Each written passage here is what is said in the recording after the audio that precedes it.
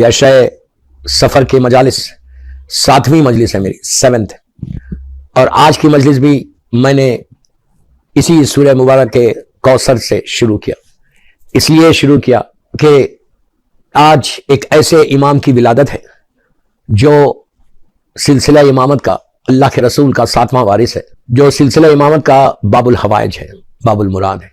खानदान अहले बैत में 2 बाबुल हवाइज गुजरे। पहला बाबुल हवाइज हमारा मौला अबुल फजल अब्बास को कहते हैं। इमामों में हर इमाम बाबुल हवाइज है, कोई गलत नहीं समझे। अल्लाह 14 मासूमीन सारे के सारे बाबुल हवाइज है, बाबुल मुराद है। उनकी दरवाजे पे हाजात को पूरा होने वाले दरवाजे, मुरादों को पूरा होने वाले दरवाजे, सारे 14 मासूमीन। लेकिन इस इमाम को बाबुल हवाइज बोलते हैं इनके दरवाजे को। आप जब जाएंगे इंशाअल्लाह, अल्लाह हमको काज़िमैन की ज़ियारत नसीब करो। काज़िमैन में मौला का रोज़ा है और वहाँ पे लिखा हुआ भी है अस्सलाम अलैका या बाबुल हवाइज या बाबुल मुराद, ये मुरादों का पूरा होने वाला दरवाज़ा। तो आज की मजलिस मुसअब बिन जाफर की होगी। ये माह सफ़र में 7 सफ़र 128 हिजरी मदीने मुनव्वरा में आपकी विलादत बसादत हुई। थोड़ा सा मैं ब्रीफ करूं कि मौला की ज़िंदगी, मौला का ज़माना, और आज इमाम ही पे होगा, इमाम ही की ज़िंदगी के ऊपर होगा। जो टॉपिक है वही टॉपिक है, human excellence in the light of सीरतुल मासूमीन। तो आज 7वें इमाम की सीरत के ऊपर हम बात करेंगे और उससे लेंगे कि हम आज के दौर में डे टू डे लाइफ में हाउ टू इम्प्लीमेंट द सीरत ऑफ इमाम मूसा काज़िम अलैहिस्सलाम। लाखों सलाम मेरे मजलूम इमाम पे, बड़ा मजलूम इमाम है। आपकी विलादत 7 सफ़र 128 हिजरी और आपकी शहादत 25 सफ़र 25 सफ़र 183 हिजरी में आपकी शहादत हुई। टोटल आपकी ज़िंदगी 55 ईयर्स की थी। और आपका जो खातिल था, जिसने मेरे मौला को जहर से शहीद किया था, उसका नाम हारून रशीद था। ये बनी अब्बास का बड़ा जालिम हाकिम था कि जिसने, तकरीर आगे बढ़ेगी तो आपको पता चलेगा कि इसने क्या जुल्म किया शियान हैदर करार के ऊपर।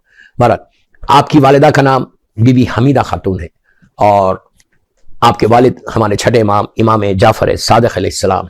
7वें इमाम का ज़माना बहुत ही जुल्म का ज़माना जिसको बोल सकते हैं। बनी अब्बास का गोल्डन एरा पीरियड है, ये गोल्डन एरा पीरियड है। मंसूर दुआनखी, फिर हारून के बाद फिर मामून, ये मुतवक्किल, मोतसम, ये सारे जो हुक्मरान थे, ये सारे वो जालिमीन थे कि जिन्होंने खानदान अहले बैत के इमाम के औलाद को चुन चुन के शहीद किया। 7वां इमाम ये वाहिद इमाम है दोस्तों, ये वाहिद इमाम है कि जिसको एक ही स्ट्रेच में, मैं बड़ी आसानी से ये जुमला बोल रहा और आप आसानी से सुन रहे, एक ही स्ट्रेच में 14 बरस 14 ईयर्स मेरा मौला जिंदान में रहा। कैद बोलना आसान है, सुनना आसान है, मैं बड़ी आसानी से बोल रहा, वो आप बड़ी आसानी से सुन रहे कि एक ही स्ट्रेच में कई मरतबा आपको इस जालिम ने कैद किया, लेकिन लास्ट में एक ही स्ट्रेच में 14 ईयर्स तक एक ही स्ट्रेच में मेरा मौला जिंदान में रहा। लेकिन वहां पे भी रहकर इमाम ने शीयत को ऐसे मजबूत किया, शीयत को ऐसा मुस्तहकम किया कि इसके बाद मामून को जबरन मजबूरन अब इमाम के फर्जन इमाम अली रजा गरीब अल गुरबा को अपना वलीहद बनाना पड़ा। शीयत को मजबूत किया मेरे मौला 7वें इमाम मूसा काज़िम अलैहिस्सलाम ने। आपका नाम मूसा था और आपके कई अलखाब है। आपकी कुनियत अबुल हसन थी और सबसे जो मशहूर अलखाब है वो काजिम है। काजिम के माने सब्र करना, काजिम के माने गुस्से को पी जाना, मतलब गुस्सा आए भी तो उसको पी, बहुत बड़ा सवाब है वो गुस्से के घूंट को पीना, ये अजर अजीम है। अल्लाह का रसूल कहता मुझे वो 2 घूंट बहुत पसंद है, जो गुस्सा आए और उसको सब्र के साथ पी ले। इमाम मूसा काज़िम अलैहिस्सलाम का जमाने में इतने जुल्म हुए थे, ऐसे ऐसे जुल्म हुए, और आपकी औलाद में 35 औलाद आपकी बताई जाती है। डिफरेंट रिवायतें हैं, उससे कोई फर्क नहीं पड़ता। मैं आपके जनरल एक स्केच खींच रहा इमाम की जिंदगी का कि आपकी वालिदा का नाम आ गया, आपकी विलादत, आपकी शहादत आपकी बगदाद में होती है। आज भी मेरे मौला का बड़ा शानदार रोज़ा है, अल्लाह हमको ज़ियारत नसीब करे। और उसी रोज़े के अंदर इमाम मोहम्मद तक़ी जवाद अलैहिस्सलाम, आपके पोते, आपके ग्रैंडसन, गरीब इमाम के बेटे, दादा और पोते एक ही साथ दफन है। बड़ी बड़ी जबरदस्त जगह दोस्तों, दुआओं की कबूलियत की। इंशाल्लाह आज मेरे मौला का एक अमल भी बताऊंगा, मौला की कुछ दुआ भी बताऊंगा कि मौला हम सबको बार बार ज़ियारत नसीब करे। इमाम मूसा काज़िम अलैहिस्सलाम की अगर जिंदगी को अगर आप देखें तो आपका इल्म है, आपका सब्र है, आपका विजडम है, आपकी इबादतें हैं, ऐसी इबादतें उस हालत में इमाम ने ऐसी बात और ऐसी तबलीग की है ऐसे जमाने में। ये वो पीरियड है हारून का कि जिस जमाने में गुनाह बिल्कुल आराम से लोग कर रहे थे। सबसे ज्यादा जो कसीर तादाद में लोग बगदाद में आते थे, उस वक्त का बगदाद आज का बड़े बड़े जो वेस्ट की सिटीज हैं वैसा बगदाद था। हर चीज ओपन हो गई थी। यजीद के बाद अगर किसी जालिम ने जुल्म किया है तो ये वो जालिम है कि 14 साल इस इमाम को जिंदान में रखता है।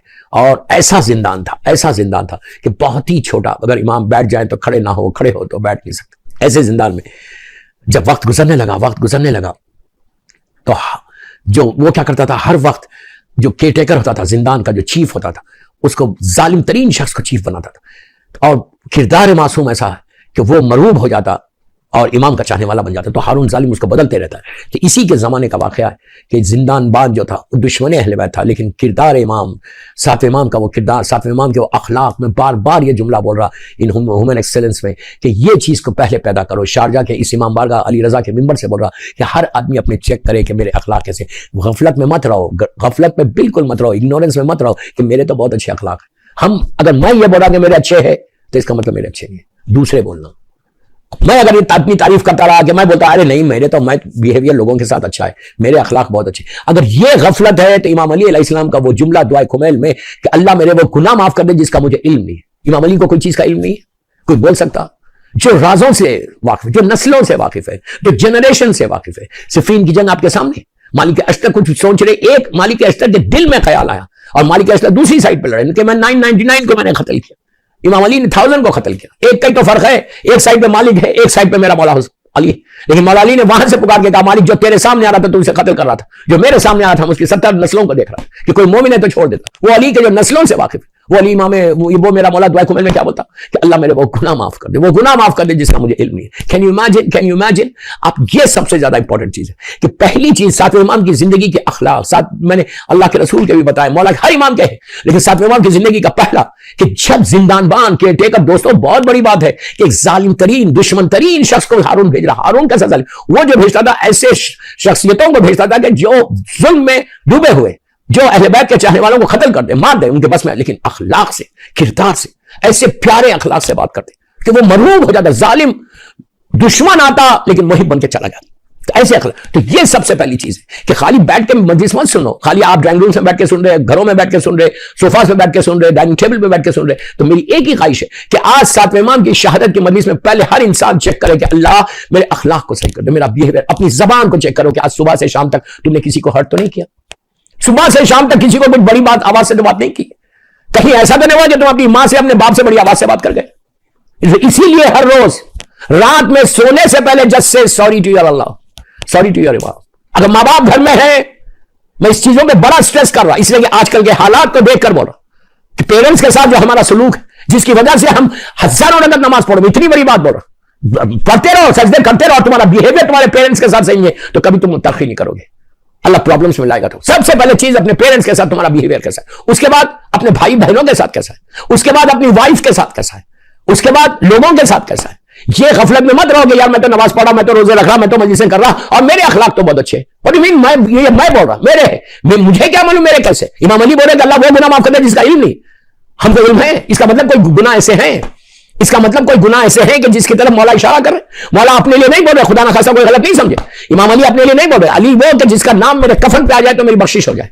अली वो कि जिसकी मोहब्बत वाजिब है, जिससे बुग़्ज़ कुफ्र निफाक है, कुफ्र निफाक है। अली की मोहब्बत ईमान है। लेकिन वो मेरा मौला इस तरह बोलो तो इसलिए इस्तग़फ़ार करो, इसलिए सॉरी बोलो। 24 घंटे में कम से कम 100 मरतबा तो बोलो, एटलीस्ट 100 टाइम्स। आप 100 टाइम्स सॉरी बोलो। For what? आपके जहन में आएगा for what I have done, मैंने तो कुछ नहीं किया। ये जहन से निकालो। सातवें इमाम की मजलिस में बोल रहा, इमाम बारगाह अली रजा से बोल रहा, शारजा से, ये जहन से निकालो कि मैं क्यों बोलूं, वाई शुड आई से। सबसे पहली चीज इस्तग़फ़ार करने से तुम्हारा गुरूर टूटेगा, तुम्हारा ईगो टूटेगा। जो गुरूर में बैठे हो ना, इस्तग़फ़ार वो नहीं करता जो जिसको तकब्बुर रहता। याद रखो, बड़ी बात बोला, मैं कुरान से बोल रहा। अल्लाह ने शैतान से क्या कहा था?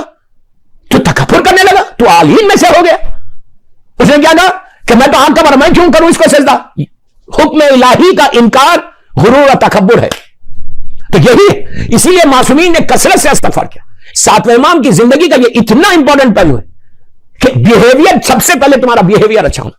अगर आज ये मामला सही होगा, मैंने कल की मजलिस में बोला, परसों की मजलिस, इसलिए कि यही मदर ऑफ ऑल डिजीज है, मदर ऑफ ऑल डिजीज है। मैं यूथ को बोल रहा कि तुम really if you want to grow in Sharjah, really if you want to grow in Dubai, आप ये चाहते हैं कि आपकी जॉब सिक्योर रहे, आप ये चाहते हैं कि आपके बिजनेस में आप ग्रो करते रहे, रेस्पेक्ट योर पेरेंट्स।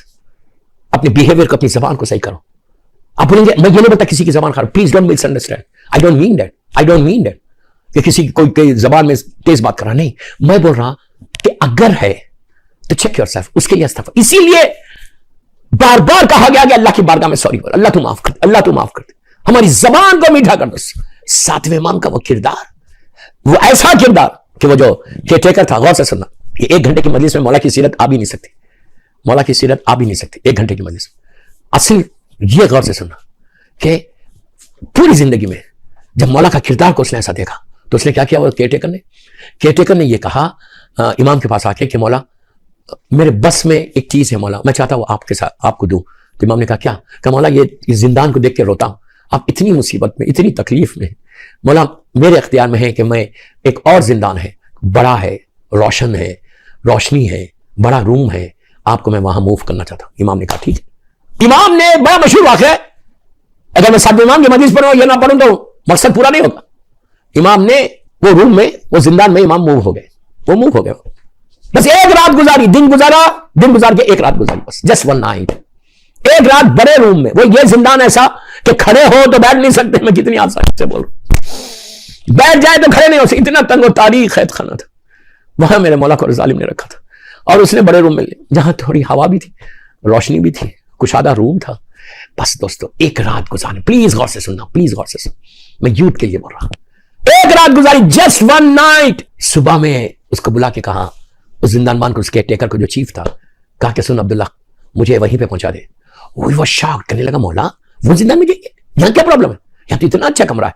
कई इमाम ने कहा नहीं मुझे वहीं रख दे, मैं वहीं बेहतर हूं। उसने कहा मौला प्लीज मौला मैं वहां पे रोता हूं, आप कैसा रूम है जिंदा, आप इतना अच्छा रूम है, आप यहां रहे, कोई मुश्किल नहीं। मौला आप सुनेंगे मौला का जवाब क्या था, why he wants to move from here to there. आप समझिए मेरी बात, क्यों मूव करना, मैं सिर्फ यूथ के लिए बोल रहा हूं ये जुमला कि इमाम क्यों मूव होना चाह रहे थे। अच्छे रूम में कंफर्ट था, थोड़ा कंफर्ट, ये नहीं बोला कंप्लीट कंफर्ट, थोड़ा सा कंफर्ट था, इसीलिए मूव होना चाह रहे थे कि हारून का जमाना ऐसा है कि इसके जमाने में म्यूजिक ओपन हो गई थी, जैसे आज है ना, आज कोई रेस्ट्रिक्शन नहीं है। उस जमाने में इस्लामिक गवर्नमेंट में एक अच्छी बात थी कि म्यूजिक बिल्कुल ओपन हो गई थी, यानी आराम से लोग जो है म्यूजिक चलाते थे। उस जमाने में ऐसा नहीं था कि टेलीफोन पे म्यूजिक है, उस जमाने में एक पर्टिकुलर प्लेस होती, तो जहां यह जिंदान था उसके अतराफ में बगदाद में सारे वो घर थे जहां पे शाम में लोग जमा होते थे, और मैं मिंबर का तखद्दुस से ज्यादा नहीं बोल सकता, जमा होते थे और वहां पे गाने चलते थे, सॉन्ग चलते, इंडियन सॉन्ग नहीं चलते थे, मैं बात बोल रहा हूं, वो जो भी उस जमाने का सिस्टम था म्यूजिक, गिना जिसको धूम से आवाजें आती। मौला ने कहा कि मुझे ये कानों में, मेरे कानों में उस म्यूजिक की आवाज है, प्लीज प्लीज प्लीज गौर से सुनो। इमाम मूसी काजिम अलैहिस्सलाम, उस अली का बेटा कि जिसके इस्तिग़राक़ का ये आलम था कि तलवे से तीर खींच लिया गया, कदम में थरथराहट का, बल्कि नमाज के बाद जानिमाज के मुतालिक सवाल करते हैं कि ये रंगीन क्यों है, उस अली का बेटा है। तो आखिर समझ में आया मैंने क्या कर दिया। जब मौला को जंग में पैर में तीर लग गया था, तकलीफ बहुत थी, उस जमाने में पेन किलर्स नहीं होते थे, एनेस्थीसिया नहीं होता था, तो मौला को इतनी तकलीफ हो रही थी निकालने में, तो अल्लाह के रसूल ने कहा था, सरकार ने कहा था कि जब अली सजदे में चले जाए नमाज में, उस वक्त खींच लेना कुछ नहीं होगा। मेरा मौला सजदे में गया, खींच लिया गया तीर खींचने के बाद इस्तिग़राक़ का यह आलम था अल्लाह की बारगाह में कि वो पलट के कहा कि नमाज के बाद ये रंगीन क्यों है, तो कहा गया कि आपका तीर निकल गया, वो उस अली का बेटा है। आप क्या समझ लेंगे मौला का इस्तिग़राक़ में कोई कमी है? नहीं, मौला ये चाह रहे, ये मैसेज दे रहे कि मैं कानों में वो आवाज भी नहीं सुनना चाहता, मौला को कोई डिस्टर्बेंस नहीं था, इसलिए कि इमाम है वो, इस्तिग़राक़ का वो आलम है। अल्लाह की बारगाह में जाते तो सिर्फ अल्लाह ही के होकर रह जाता, हमारी तरह नहीं कि कान भी खुले हुए, नाक भी खुली हुई, जबान भी खुली हुई, दिमाग भी खुला, वो सिर्फ डेडिकेशन, पूरा डेडिकेशन के साथ अल्लाह, उस इमाम, उस अली का बेटा मुसअब बिन जाफर है। लेकिन क्या कहा कि मुझे उस छोटे से जिंदान में पहुंचा दे, वो मेरे लिए बेहतर है कि मैं कानों में म्यूजिक के बाद, और आज म्यूजिक हमारी रूह की ग़िज़ा है, रूह की ग़िज़ा। मैं क्या बोलूं, मैं शारजा वालों के लिए नहीं बोल रहा, मैं ग्लोबल मैसेज दे रहा इमाम बारगाह अली रज़ा के जरिए।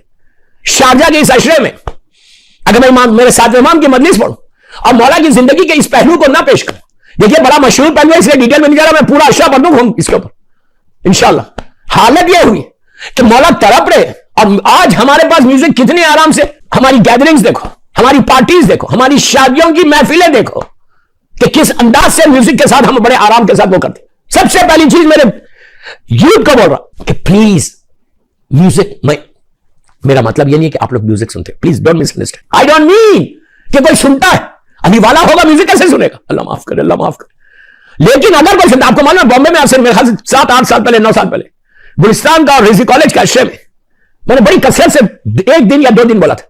उसके बाद जो मैसेजेस लड़कियों के लड़कों के आए कि मौलाना हमने 100 इंडियन सॉन्ग्स, 200 इंडियन सॉन्ग्स को डिलीट किया है, रेस किया अपने पास, and we have stop listening music. अल्हम्दुलिल्लाह अल्हम्दुलिल्लाह अल्हम्दुलिल्लाह अल्हम्दुलिल्लाह, अल्लाह का शुक्र है, शुक्र है। मैं कहता एक लड़का या लड़की भी आज के मजलिस के बाद ये डिसाइड कर लेंगे from now we are not going to listen any music, तो आज की मेरे सातवें इमाम की मजलिस कामयाब होगी। मेरी एक ही ख्वाहिश है आपसे सुनने वालों को कि दोस्तों इमाम मूसा काज़िम अलैहिस्सलाम की अदम शाह विलादत की महफिल पढ़, मजलिस पढ़, तो कम से कम ये कोई एक चीज तो आज मैं अपने मौला की जिंदगी से अपनी जिंदगी में इंप्लीमेंट करूं, कोई एक चीज तो अपनी लाइफ में लेकर। म्यूजिक के तो म्यूजिक नहीं सुनूंगा यार, अगर जो बोलते हैं ना मौला मैं आपसे मोहब्बत करता हूं, कोई एक चीज तो छोड़ दो मौला के लिए।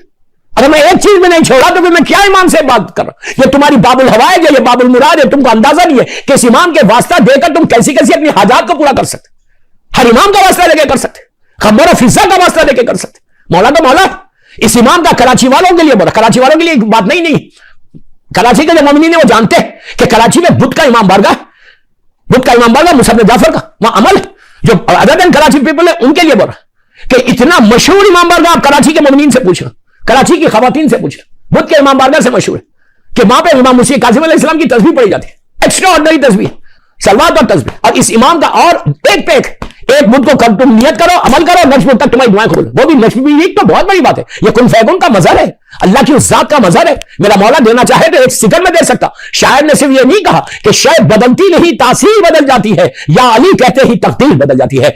आप क्या समझ रहे कि मेरे मौला का नाम लेने से तकदीर नहीं बदलती? अगर तकदीर नहीं बदली तो फिर क्या? कि इसमें आजम है मेरा मुसअब जाफर, मेरा करीम इमाम, मेरा साबिर इमाम, मेरा मजलूम इमाम, ऐसा मजलूम। और आपका अमल, जब भी हम गए काज़िम, हमारा एक उसूल था, मैं हमेशा, हम लोग वहां होटल में जमजम में ठहरते, dining hall, massive dining hall है, डाइनिंग हॉल में आप जैसे एंटर हो सामने दो गोल्डन टोम्स है, सामने दो गोल्डन टोम्स है, पहली टोम मुसअब जाफर, दूसरी मोहम्मद इब्न अली की। वहां पे हम ये अमल करते हैं।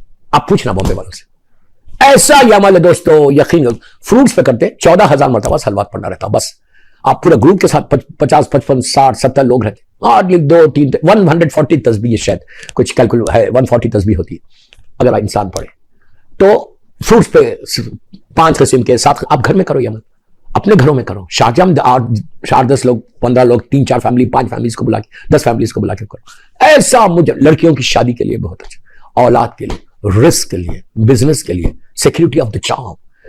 लेकिन ऑलवेज मैं एक बात बोलता हूं, ये अमल करो, ऑलवेज कंडीशंस अप्लाई, ये याद रखो। ये नहीं कि आप अमल कर रहे और उसके बाद फिर इंडियन फिल्म देख रहे, इंडियन सॉन्ग सुन रहे, म्यूजिक छोड़ रहे। ये है औरत बेहिजाब निकल रही, अल्लाह माफ करे, अल्लाह माफ करे। मैं गीबतें कर रहा हूं, मैं किसी का माल खा रहा, मैं खुम्स नहीं दे रहा, मैं खुम्स से बोल रहा नहीं, मैं रिस्क हराम खा रहा, रिस्क हलाल नहीं है मैं, तो फिर ये नहीं होगा। अदरवाइज तुम ये नियत करो, ये कर दे देखो बुद्ध वाला अमल, साथ में आप कभी नहीं कर सकते। कराची में बुद्ध के इमाम बारगाह में होता, आप कभी कोई दिन भी, इसलिए कि वेंसडे का दिन जो है वो सातवें इमाम का दिन।